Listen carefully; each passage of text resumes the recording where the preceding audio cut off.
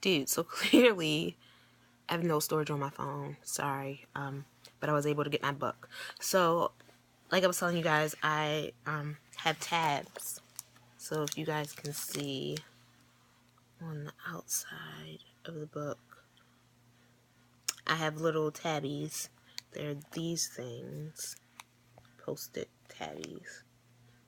And so I use the post-it. So basically, I just use the next page in the book or use a random page in the book.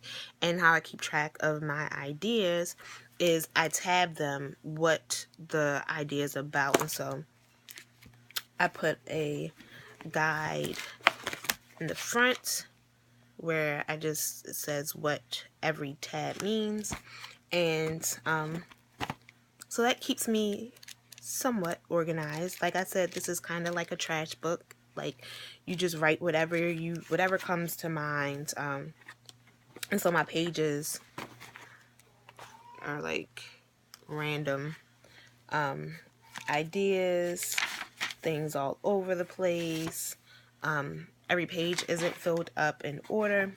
But it helps me to get my ideas out and helps me to remember the things that I want to do next. So I use that. So anyway, I started writing down all my ideas and getting everything together. And I was telling you, my mentor and dear friend was leaving town. So she actually was moving away. And we went out to dinner before she left. And I was just telling her that, you know, I think that I'm finally ready to start my own thing, to start an enrichment program or to start teaching. I don't know that I had a name for it then, of what it was going to be, but I definitely was ready to start. And she was like super proud. So anyway, she moved away and I just continued to talk about it, continued to think about it, continued to write.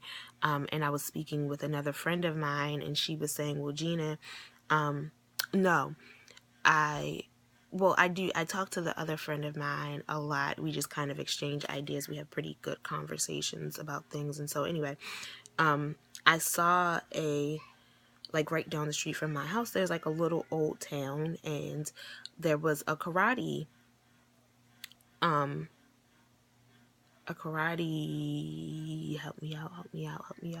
karate class happening in one of the storefronts that's in that little old town area, and they were actually moving to a larger space in the same area. And so there was a for rent sign up, and so I called the guy, and just like not even thinking that it was going to be a thing, but just kind of nosy and wanted to know how much they wanted, just so I could kind of get my ideas together and see how much things were gonna cost, like pricing out and nosiness.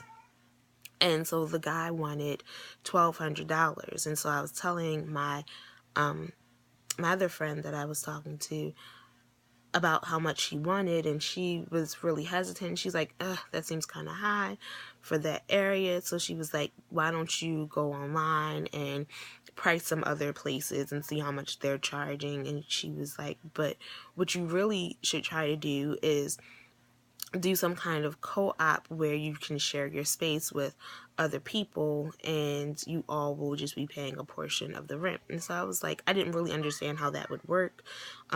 It seemed kind of bizarre to me, and I'm like, I don't get it.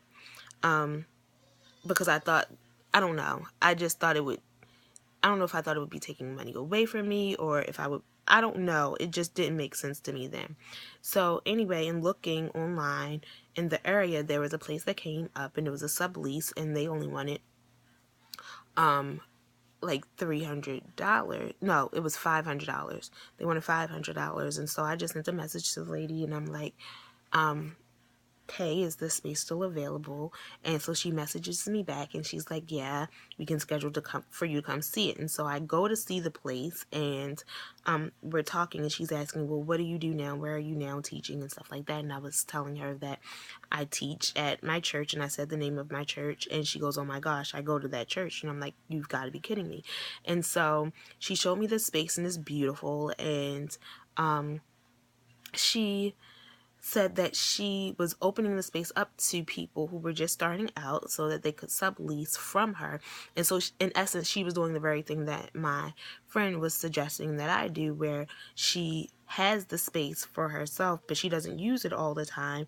And so she subleases to a lot of different new starting business owners, and lets them use the space for whatever time they need. And then you just pay her for it. And so I was like, that's so cool. And I just kind of was in a, like, I can't believe this is happening right now kind of deal, because $500, I could afford that. I could afford to do $500 even if I wasn't making a whole lot of money back. It was still like doable. And so we met again. She's like, we'll go home and pray about it. And so I did, and we ended up meeting again. And so when we go to sign the contract, she actually is letting me sublease the spot from her for $300, which is like, get out of here, God. Like, are you really gonna open up this door for me? And so I'm just super excited, and I can't believe that it's happening. And so her lease is up in April. And so in April, at the end of April, and so at the end of April, I have to find another place. But, oh my gosh, guys. Jamal, no, go out. Okay. You're going to get in trouble in about 2 seconds. Sorry. Sorry. So, Jamal, go downstairs.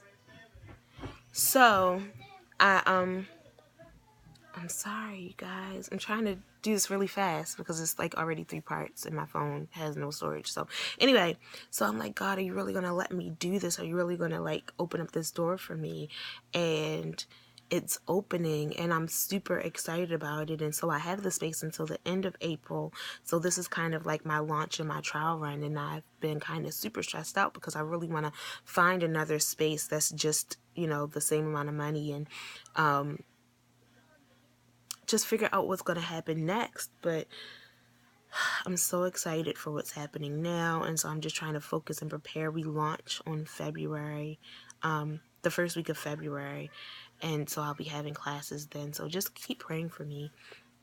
And I'm excited. I'm very, very excited. And so I'll keep you guys posted on how it goes and what happens if I can remember to do that. But it's such a blessing, like when you are preparing, like not even having a tangible preparation, but just like writing down what you would love to do, and getting it all out, and just kind of preparing to do something great. It's amazing how this door just opened up, and I was just ready to walk through it. So like I said, keep praying for me, and I will keep you posted. I'm very excited about what the future has for me and for this opportunity, and what a gift it would be if this turned into a way for me to live my dreams and get out of debt and just be the person that I believe that God designed me to be.